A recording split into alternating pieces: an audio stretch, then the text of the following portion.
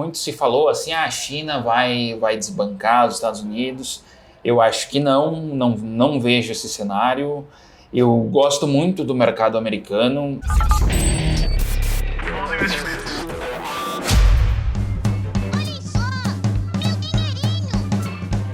Olá, investidores e investidoras, sejam bem-vindos a mais um Retorno Cast. Meu nome é Luiz Felipe Vieira e hoje estou com o João Ascoli. Obrigado aí pela presença.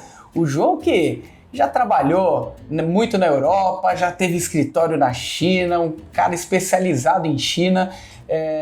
E esse vai ser o tema aí de hoje, né? Vamos usar todo o seu conhecimento aí para passar para o público aí. Qual que é a visão real de quem morou em China, quem consumiu de dentro, né, da China? E eu queria iniciar esse bate-papo aqui, primeiro agradecendo sua presença aqui, João. É sempre um prazer quando a gente consegue tratar de temas tão importantes no peso que merece. Muitas vezes a gente acaba tratando desse tema na superficialidade. Então eu queria entrar um pouquinho mais profundo nessa ideia de China, os impactos de China aí, tanto no mundo quanto no nosso país. E a primeira questão que eu queria abordar contigo é essa visão ocidental-oriental. Muitas vezes a gente coloca a China com o nosso prisma, a gente coloca o nosso óculos, né, do Ocidente, e tenta enxergar o Oriente com nossa visão. É muito diferente quando você está dentro daquele ambiente, vivendo aquele ambiente, a visão, a cultura é muito diferente, a gente tem que pensar até um pouco diferente. Bom, primeiro eu queria agradecer o convite, é um prazer estar falando com vocês. Falar de China sempre é bom, é complexo, é um tema que faz parte da minha vida. E assim, essa questão do óculos ocidental é muito importante, porque em determinados temas tu pode acompanhar a questão chinesa com a dinâmica ocidental, não tem problema. Mas tem alguns pontos que a gente considera heterodoxos aqui, que são o normal lá. Por exemplo, questões políticas, às vezes o governo tem um peso maior, determinados temas que talvez não tenham uma importância tão grande para a gente aqui, ou que a gente ache errado mexer, eles vão mexer. E para a gente que trabalha no mercado, trabalha com investimentos, tu tem que, às vezes, tu achar que a tua visão é certa, ela pode até ser certa em um cenário ocidental, mas a dinâmica de lá, que faz muito preço, ela é diferente. Então, em determinadas situações, tu tem que ir para essa subjetividade e tentar entender o que está acontecendo, tentar entender qual que é a demanda deles, não a nossa demanda. Perfeito. E aí a gente começa a entrar no tema das relações. O Brasil, ele começou a se conectar muito com a China nos últimos anos, né? E não é à toa, estrategicamente isso aí faz muito sentido, né? O tipo de crescimento, a pujança do país, o que a China conseguiu mudar, né, de escala é algo impressionante, né? E faz todo sentido, claro, a gente, um país neutro, a gente se relacionar. Como que a gente tem que enxergar essa China? Porque eu vejo muitas vezes que a nossa relação de mercado, ela está muito baseada em alguns indicadores e talvez o principal seja o minério, né? Sim. A relação do minério com a China. Como que você enxerga essa relação Brasil e China? Se de fato o minério é o grande tema para a gente ter a principal percepção da nossa relação, ou tem alguns outros temas para a gente considerar? Acho é um maior parceiro comercial, eu acho que vai continuar sendo. Para o mercado agro é muito importante, para o mercado de minério, tem essa pauta de exportação brasileira, que acaba sendo de commodities, ela passa pela China, não adianta tentar escapar disso, então não tem como desviar essa relação. A relação das commodities que fazem muito preço na economia brasileira, elas dependem do mercado chinês, então é uma relação que ela tem que ser sempre bem tratada, porque assim, qualquer situação que afete o mercado deles, na segunda derivada acaba afetando a gente aqui. Perfeito. Mesmo que não seja diretamente, por exemplo, diminui a exportação de determinado tema, E a produção dessas commodities é muito regionalizada, então às vezes tu está exportando menos, é menos que se vende, daqui 6 meses tu tem um impacto em toda uma cadeia de uma cidade, diminui o consumo. Então é um tema que ele tem que ser sempre trabalhado muito próximo. E voltando à questão do mercado financeiro e tal, sempre que a gente fala de China, o pessoal pede, realmente é o minério, tem muita gente que, eu fico acompanhando ali o minério de madrugada, e minha Vale agora, será que vai, não vai? Assim, é um tema bem mais complexo que isso, mas realmente o minério, eu acho que no longo prazo vai diminuir a importância da China, vai crescer a importância da Índia, mas está longe ainda da Índia conseguir bater muito longe, no caso, bater a importância da China nesse mercado. Então, para quem acompanha a Vale, quem acompanha minério aí, tem que seguir acompanhando o mercado chinês. Não, perfeito. E você colocou até a Índia nessa equação, já trago então o tema que era uma das minhas abordagens, que é a questão demográfica, né? A China, ela, crescimento galopante, ao ponto de a nossa percepção daqui é que o governo não tem muita massa de manobra para falar para a população que vai crescer menos. Sim. Então, necessariamente, ele tem que colocar crescimento para continuar forte no poder. Essa é a percepção. E a questão demográfica é uma equação que está meio esquisita quando a gente fala de continuidade desse nível de crescimento. Sim. A população vai ficando mais velha, menos produtiva, talvez a gente não tenha a mesma pujança que tem hoje. Como que quem está de dentro ali da operação dentro da China enxerga isso? E até quem hoje pode se dizer que você vê mais um ponto dentro, um ponto fora, isso, né? Como equaliza essas visões, né? Assim, eu acho que a questão demográfica ela é uma questão muito importante. A China acabou perdendo o bônus demográfico, está diminuindo, ao contrário da Índia, mas óbvio que o bônus ele é importante, mas ele não é a única variável da equação. Trazendo essa questão demográfica da China, a gente tem que voltar lá para os anos 70, se eu não me engano, foi quando eles botaram a política do filho único. Eles tinham um problema ao contrário e eles fizeram essa política. Hoje já não tem mais essa questão, mas ficou uma questão cultural. Morre mais gente do que nasce hoje, né? E o custo de vida foi aumentando muito, porque o país estava crescendo, então, principalmente nas grandes cidades, e hoje é muito caro tu ter um filho lá. Então, um outro problema que às vezes não é uma questão que vai afetar lá na frente, essa geração de agora, ela está tendo muito problema, ela está sendo desencorajada a ter um filho ou vai ter o filho mais tarde. Tem uma questão de desemprego muito forte na juventude, então eles investem muito na educação, porque às vezes existe uma questão cultural, então também dos filhos cuidarem dos pais na velhice, e a família investe tudo no filho, e, hoje o cara sai da faculdade ali, está sem emprego, alguma coisa, então se posterga. Tem dificuldade de casar hoje, né? Tem esses descompassos, né? Então é um efeito que ele acontece hoje, mas ele vai ter um impacto mais forte mais lá na frente.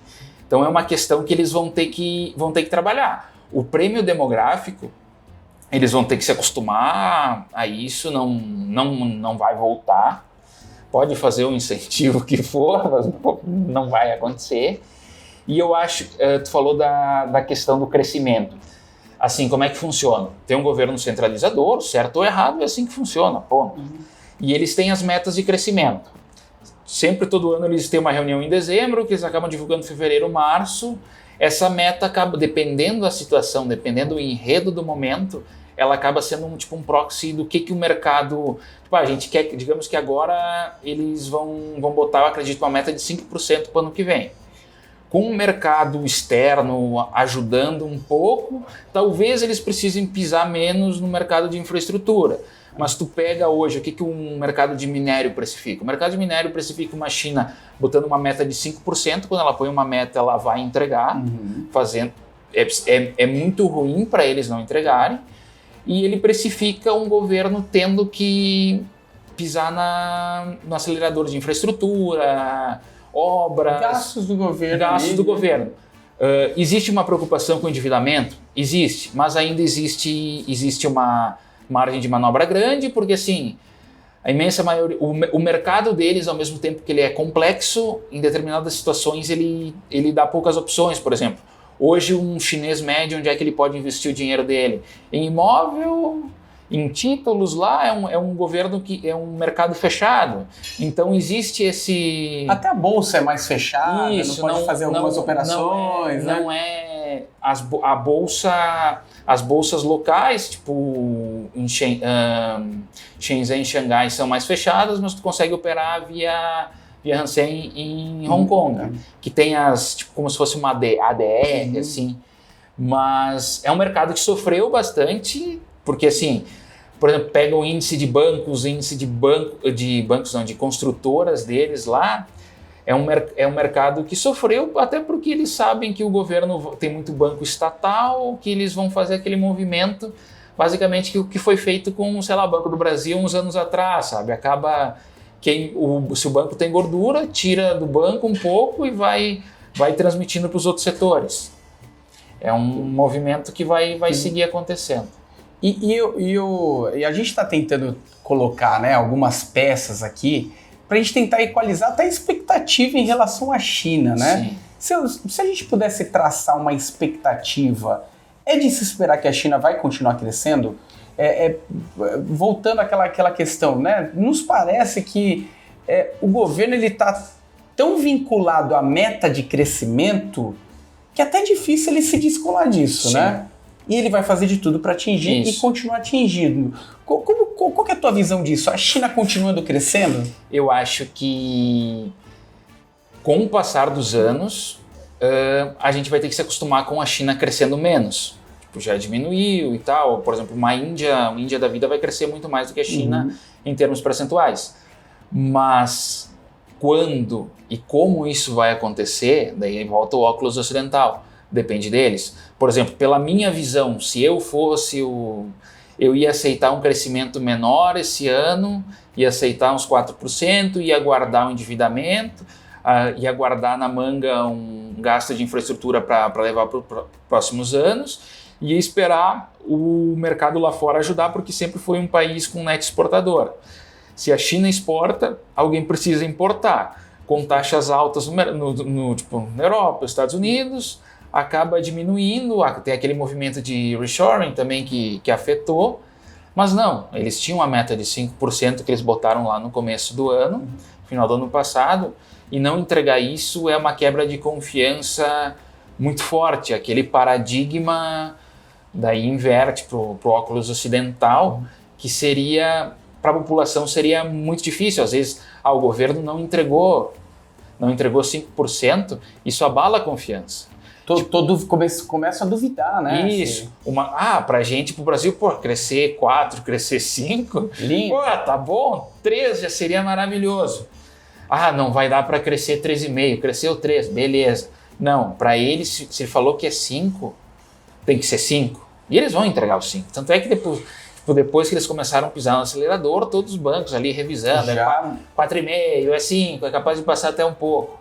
Que eles pisaram no acelerador muito forte, tu vê o trade de minério muito pesado, tu pega índices de frete marítimo lá em cima, então é uma narrativa que o mercado comprou. Seria uma surpresa muito grande eles chegarem agora em dezembro e falar, a gente vai crescer, a nossa meta de crescimento é 4%.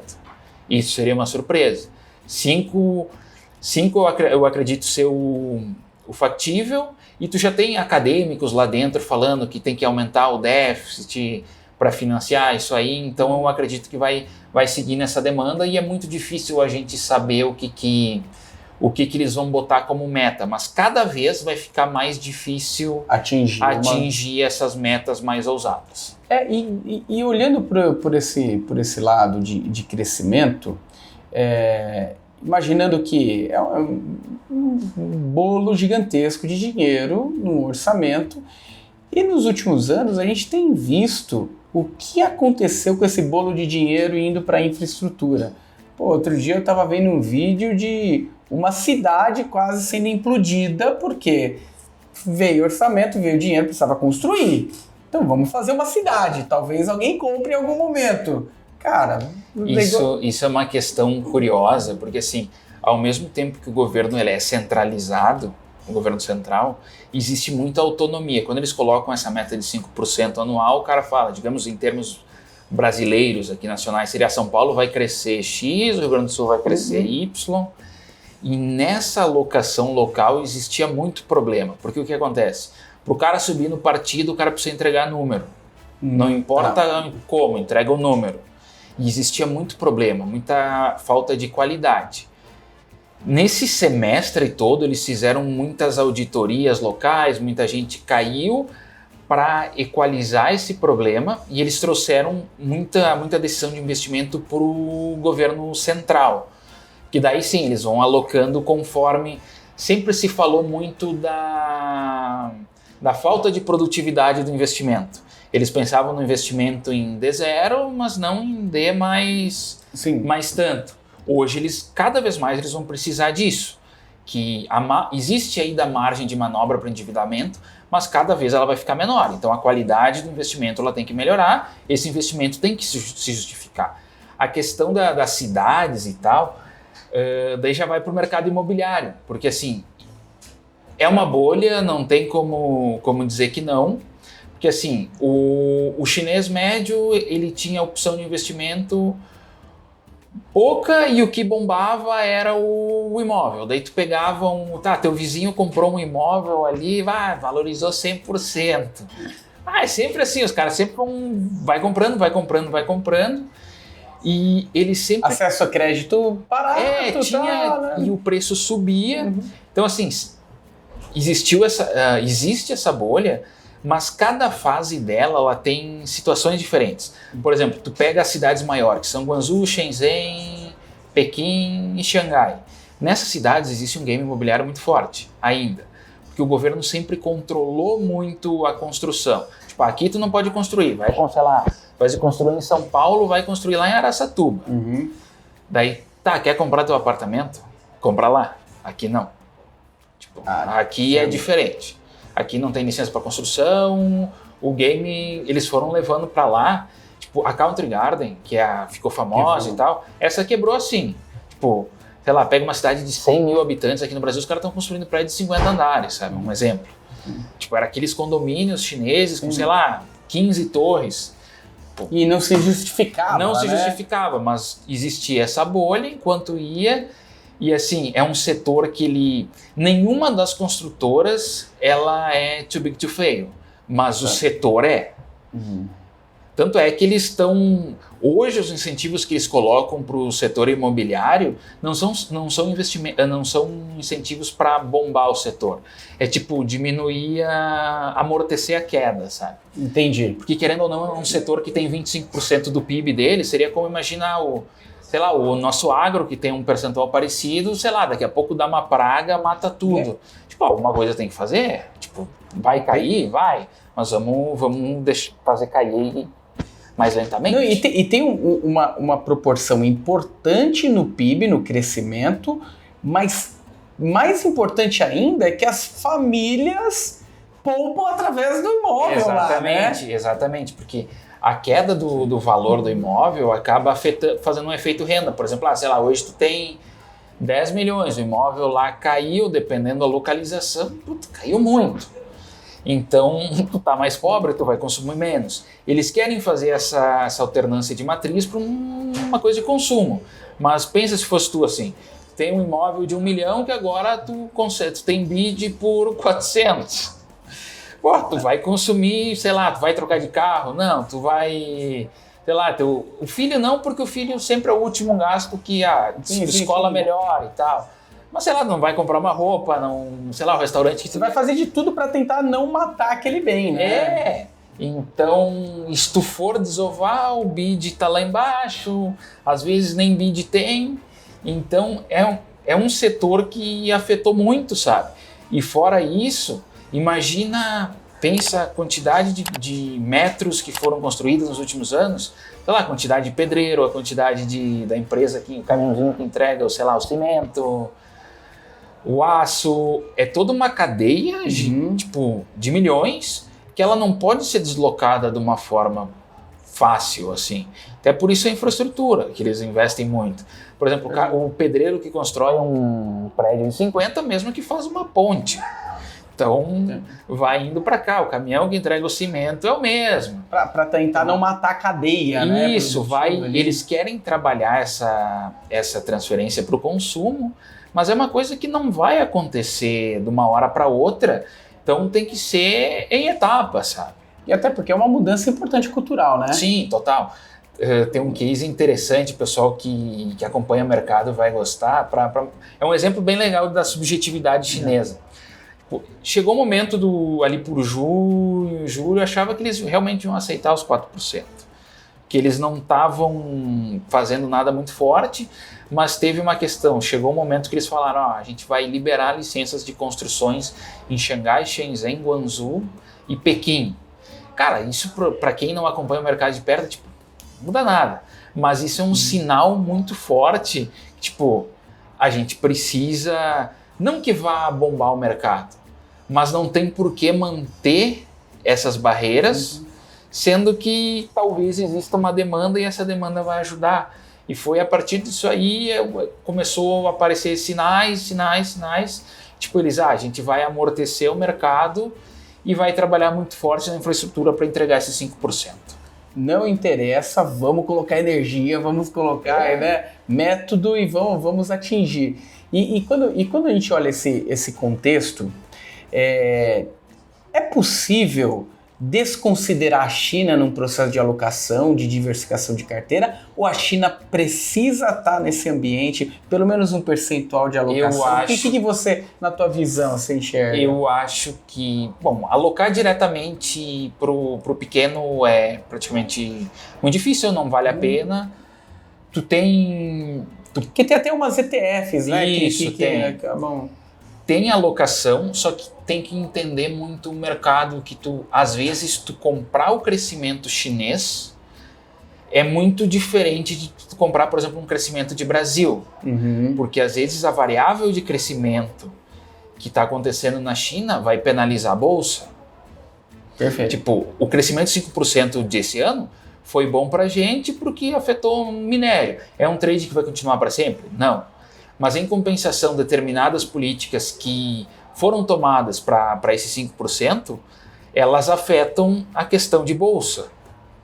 Então, de repente, até uma forma de descorrelacionar, você acha? Isso, eu acho que em determinados momentos, isso é uma questão mais complexa, assim, porque tu pega esses ETFs que investem lá, investem em toda a carteira, só que às vezes, o cara tem banco, tem construtoras.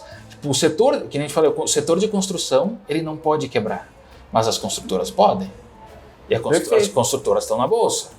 Às vezes tu tem uma alocação indireta em China via Vale, por mais volátil que seja, é muito mais seguro do que tu comprar um ETF 100% chinês, que assim, o crescimento da China, embora ano passado tivesse a correlação com bolsa, agora, cada vez mais, ele vai ser penalizado, porque às vezes vai ter que forçar um financiamento, vai ter que forçar determinadas coisas. Para onde vai isso às aí, vezes, né?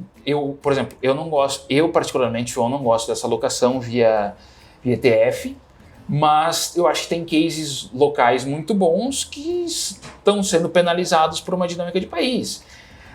Daí vai de cada investidor saber o nível de risco que ele quer. Por exemplo, até na Argentina, eu gosto muito de um trading político, assim. Até na Argentina, esse ano, tinha cases muito bons. Sim. Mas é a Argentina, tu investe via bolsa lá fora, não vai investir em peso. Então, sempre conheça muito o mercado que tu tá alocando. Não é porque caiu muito que não pode cair mais, e não é porque subiu que vai subir eternamente.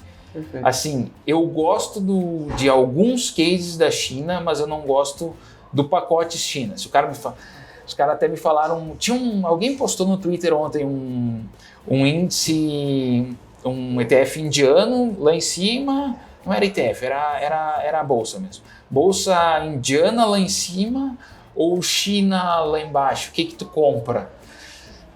Cara, com a equação de tempo e tal, sei lá, compra o Brasil, eu fico aqui. Eu acho que essa questão do timing é muito importante, e mais importante ainda é entender o perfil, sabe? Às vezes tu vai alocar num ETF sem tu entender toda a dinâmica. Bem, em compensação, tem uns outros ETFs que trabalham no Sudeste Asiático. Pô, são cases promissores, mais diversificados. Tu não está comprando um país, tu está comprando uma região, tu está comprando vários cases, e tem alguns que são Sudeste Asiático sem China. Então, às vezes, seria uma alocação melhor. Esse eu não sei se tem aqui no Brasil mais fácil, mas até para o pessoal que está ouvindo aí, às vezes é uma forma de replicar. Eu te perguntei isso porque eu tenho uma relação muito ambígua com relação ao tema China. É um tema que eu gosto, falo, cara, é um país que fez o que fez, não foi à toa. A construção que foi feita foi algo diferente. Sim. Disrupção de modelos ali, né? Eu nunca imaginaria, antes do case ser tratado da forma como ele está sendo tratado hoje, eu não imaginaria que um país com essa estrutura conseguisse fazer o que foi feito dentro da China de forma centralizada, né? Acaba sendo um negócio... Tá certo que não é bem centralizado, mas vamos imaginar que seja uma estrutura centralizadora. Só que, ao mesmo tempo, me parece um case que me mostra muito resultado, mas pouca cozinha. E eu tenho meio que receio, tenho uma relação ambígua. Eu falo, poxa, me parece improvável a China deixar de crescer nos próximos anos, mas, ao mesmo tempo, me parece que pode acontecer alguma coisa que a gente não está enxergando, porque tem algum problema na cozinha que pode estourar a qualquer momento. E eu não vou perceber, né? Existe essa complexidade do modelo. Foi um modelo que, assim, é um modelo único. Tem vários exemplos de governos centralizados no passado que não funcionaram e não vão funcionar se tentar replicar. Mas qual que foi a matriz de crescimento deles? Eles começaram a atrair muita indústria para produzir lá, produzir barato. Essa indústria começou a gerar um know-how local, ao mesmo tempo se investia em infraestrutura, se investia em educação, tu tinha a demanda externa, tu tinha a questão dos custos, que hoje é uma concorrência que eles têm do Sudeste Asiático, naquele produto com custo menor, e eles conseguiram fazer isso. O problema dos outros países é que, assim, era totalmente fechado. Então, assim, ao mesmo tempo eles têm resquícios, sei lá, soviéticos. Em outras questões eles são tão liberais como, sei lá, uma Suíça da vida, sabe? Tu pega a própria Singapura, que é um exemplo de crescimento também no pós-guerra. Tipo, foi um país que ele cresceu também com uma mão pesada. Mas, em compensação, teve termos liberais muito fortes. Então, eu acho que mais importante do que replicar um modelo é tu entender a característica local. Porque assim como não existem pessoas iguais, não existem países iguais. Então, não é porque o modelo da China funcionou que se a gente tentar fazer aqui não vai funcionar. Porque assim, tu tinha uma demanda muito grande de players, sei lá, Estados Unidos, mercado europeu, mercado japonês, por produtos. Pós-pandemia, tu tem essas indústrias, afetou muito as cadeias produtivas, porque ao mesmo tempo que o cara tinha aquele just-in-time, assim, trabalhando muito forte, de uma hora para outra, tipo, o cara secou a indústria do cara, tá, esse microfone, sei lá, eu posso entregar só o pezinho, porque é isso que eu tenho. Sei lá, essa parte está na Coreia, essa parte está na China, quebrou a indústria. Não por falta de demanda, mas porque não tinha o produto. Então, tem muita empresa trazendo para perto essas cadeias. México é um case que... Tipo, o México é abençoado por estar perto dos Estados Unidos, assim. Tipo, esses dias eu até comentei no Twitter, tinha uma foto, assim, os maiores exportadores de eletrônicos. Tipo, tá o México lá em décimo. Tipo, por que o México está na lista? Porque é vizinho, porque é o vizinho dos Estados Unidos. Só por isso. Se a Argentina fosse os Estados Unidos, nós estaríamos nessa lista. Então, e eles estão tendo um inflow muito forte de investimentos agora, mas ao mesmo tempo é muito difícil tu mudar uma cadeia dessas, uma cadeia de produção. pega uma cadeia complexa de um telefone, de um iPhone, enfim. Tipo, não é de uma hora para outra que tu vai mudar, tu vai levar para o México. Então tem todo um know-how. Ao mesmo tempo, determinadas indústrias conseguem fazer, outras não conseguem. Um caso interessante, antigamente o que acontecia? A multinacional tomava dinheiro barato fora, levava para o mercado chinês, produzia lá. Hoje, o governo está precisando emprestar e tal, quer manter as empresas lá. Hoje ela toma dinheiro muito mais barato lá dentro, desde que esse dinheiro fique lá. E, tipo, a BASF teve um case muito importante de umas 2, 3 semanas atrás. Tipo, a gente te empresta, esse dinheiro fica aqui, tu constrói aqui. E são empresas com cases consolidados, que o mercado sub... Que nem aqui no Brasil, o PIB pode cair 2, pode subir 3, tem empresas que são extremamente consolidadas, sei lá, o agro precisa do... Pô, não é veneno, se eu falar veneno, os caras vão me matar aqui. Pô, não sei. Mas produto sim, lá sim, que sim. coloca, não é veneno, para crescer melhor lá, para evitar pragas. Tem um mercado extremamente consolidado, então tem demanda para isso, precisa. Então, eu até postei ontem no Twitter, facilitou, teve uma inversão de fluxo, assim, curiosidades que acontecem, né? Perfeito. Acho que quando a gente tenta casar esse quebra-cabeça, né, aí vem aquela frase de Buffett, né, nunca aposte contra a América, né, porque quando eu coloco os players ali, jogando esse quebra-cabeça, e eu gosto de olhar muito a visão empreendedora, assim, né, quem são as pessoas para resolver os maiores problemas? Normalmente os centralizadores não estão dentro dessa equação, porque tem menos cabeças pensando, menor grau de atratividade. Quando você vai para um mercado como o americano, muito atrativo, demograficamente ainda pujante, os caras continuam atraindo as principais cabeças ali, eles não têm esse problema demográfico, que inclusive a gente está começando a ter aqui. Quer dizer, é um crescimento que a gente ainda espera, essa pujança, né?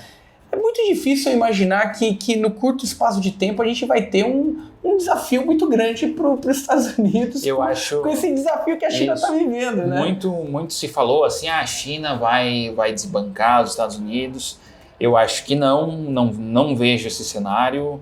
Eu gosto muito do mercado americano, embora eu tenha esse edge por ter trabalhado muito com o mercado chinês.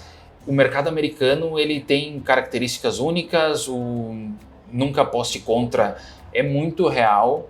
Tu tem uma complexidade, assim, pega pequenas empresas, a bolsa deles é um universo. O cara que tem tempo aqui, ele consegue avaliar ou analisar o mercado, pega blue chips e tal, consegue ter uma visão geral do mercado aqui. Lá, às vezes, a oportunidade dá para uma empresa pequena que daqui a pouco vai estourar, sabe? É muito difícil a gente ter isso aqui, tem outros... Mesmo no mercado europeu é muito difícil, lá eles têm uma demanda interna muito forte e eles conseguem suprir essa demanda com tecnologia, com produtos novos, com inovação e também exportar isso. Então, eu nunca aposto contra também, eu acho que é muito forte e é diferente, sabe? Perfeito. E o mercado chinês, eu enxergo muita oportunidade. Acho que na Ásia como um todo tem um nível de oportunidade muito significativo que merece toda a atenção, mas quando eu olho o ambiente internacional, me anima mais o mercado norte-americano por ter essa questão de... Eu colocando dinheiro lá, eu enxergo melhor esse plano de perpetuidade do que colocando dinheiro na China. E ao mesmo tempo, quando eu olho um cenário mais médio ali, prazo, é muito difícil a gente não pensar no Brasil, né? O Brasil, normalmente nesses cenários mais desafiadores, com desglobalização, né? A gente está vendo aí o México voltando a ter um incremento de investimento significativo por conta dessa situação global, né? que tem se vivido aí. E o Brasil, por ser um país neutro, negocia com todo mundo, tem a porta aberta com todo mundo, parece um país forte candidato a se beneficiar desse contexto, né? Eu acho que nos últimos meses, assim, tu pode ver ter um fluxo muito forte de investimento estrangeiro aqui. Por mais que a gente seja aquela vírgula do basquete do fundo gringo, isso acaba fazendo muito preço. E assim, talvez a gente tenha sido beneficiado mais por problemas dos outros do que por competências nossas. Perfeito. Porque assim, tu pega a concorrência, tu tem uma bolsa indiana com múltiplos altos, México tá caro também, a Turquia, que antigamente era a Turquia tem muito problema, tu pega o Sudeste Asiático, tem cases muito bons, isso são mercados muito bons, só que são mercados pequenos. Às vezes, sei lá, o cara que está comprando Petro, está comprando Vale, está comprando bancos, ele não consegue alocar lá que vai fazer uma diferença. Porque assim, o cara está alocando para ter resultado, ponto. E às vezes vai alocar nas Filipinas, Tailândia, Indonésia, é um mercado que às vezes é muito menor que aqui, ou empresas menores. E investimento direto, eu acho, por exemplo, o mercado chinês sofreu muito, tanto o mercado de bolsa como o mercado de investimento mesmo, assim, de economia real, porque se criou essa dificuldade política, que daí volta aquele caso do problema de investir no ETF. Às vezes o crescimento do país, ele não vai refletir em todas as variáveis.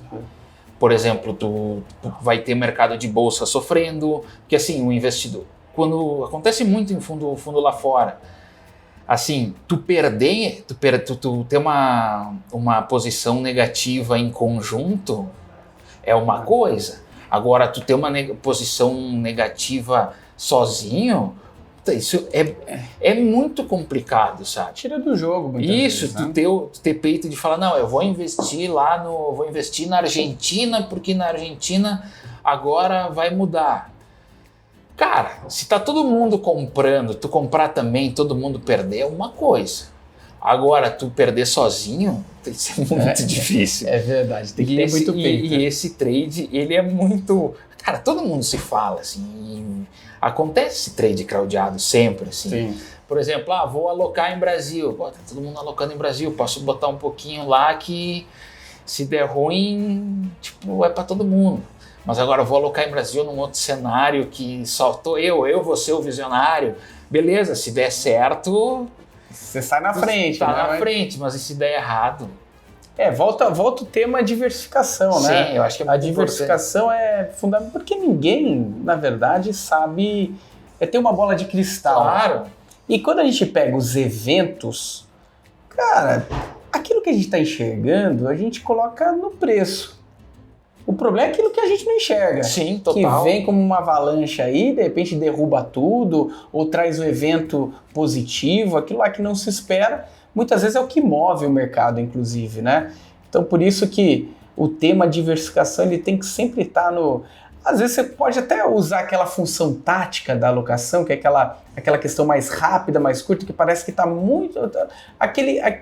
Aquele benefício de alocar é muito maior do que o custo de carregar aquele risco, né? Sim. Como a gente tem visto, por exemplo, curva de juro real no Brasil, parece muito positivo assim, um acesso, mas não significa que você tem que concentrar, né? Sim. Diversifica, talvez faz uma alocação um pouquinho maior ali, né? Para quem tem esse apetite, coloca ali, mas diversificação ainda sendo o nome do jogo. Né? Eu acho que mais importante assim, é a pessoa conhecer o que ela quer, o que ela precisa, entender quem é ela no jogo, entender quais as ferramentas, qual a dinâmica e diversificar sempre, assim, parece um clichê, mas é verdade. Tipo, entenda o que você está fazendo, talvez seja o mais importante, sabe? Tipo, entenda o jogo, não é um jogo, mas entenda o campo que tu tá entrando, sabe? Perfeito. Porque não é fácil, nem um pouco fácil, mas tu tem que entender quais as regras e onde é que tu tá pisando, sabe? Perfeito. E João, e quem quiser te acompanhar mais, cara, saber, você faz algumas análises, observações, onde que o pessoal te acompanha? Cara, eu posto muito no Twitter, procura lá João Ascolidi, tudo junto. Eu não analiso ativo direto, porque eu não posso, não posso por empresa e não posso por causa de certificação, Mas eu sempre falo de minério, eu falo de mercado chinês, eu tenho uma veia muito forte de trading lá de trás, então, assim, eu gosto do game, às vezes eu não gosto muito de comentar, mas às vezes eu falo ali, indico um livro, indico alguma coisa. É mais como forma de acompanhamento de alguém que já teve uma experiência direta, né? E continua tendo relacionamento. O pessoal gosta quando comenta de trading e tal, aquele game mais pegado do dia a dia, mas sempre que dá eu falo ali, sempre que tem algum ensejo, alguma coisa que nem, o pessoal gosta muito de operar índice e tal. Falei, cuida principalmente em ciclos assim, Vale tem um peso muito forte no índice. Vale abre em gap, tem peso forte no índice. E a maior parte dos ganhos em ciclos assim não é no intraday, é no overnight. Então, cuida que os caras vão socar essa Vale aí na abertura, às vezes tu tá comprado no teu índice ali, vai pesar, dependendo do tipo de... São mais ou menos essas coisas assim, mas eu agradeço o convite, é um prazer falar contigo aí, João. Sempre que quiserem, tô à disposição aí. Valeu. E quem tiver dúvida, pergunta lá, pode mandar no Twitter lá que a gente responde. Legal, João, obrigado aí. Vale o reforço, né? Aqui é uma opinião nossa, uma troca de ideia, tá? Não é recomendação não, mas se você gostou, dá o like aqui nesse bate-papo, dá o like ali se você estiver ouvindo no Spotify, faz muita diferença aqui pra gente. Se tiver dúvida, alguma sugestão, manda pra gente no retornocast@maisretorno.com ou coloque pra gente na observação aqui nos comentários aqui do YouTube, tá bom? Obrigado, pessoal. Até a próxima. Obrigado, João. Valeu.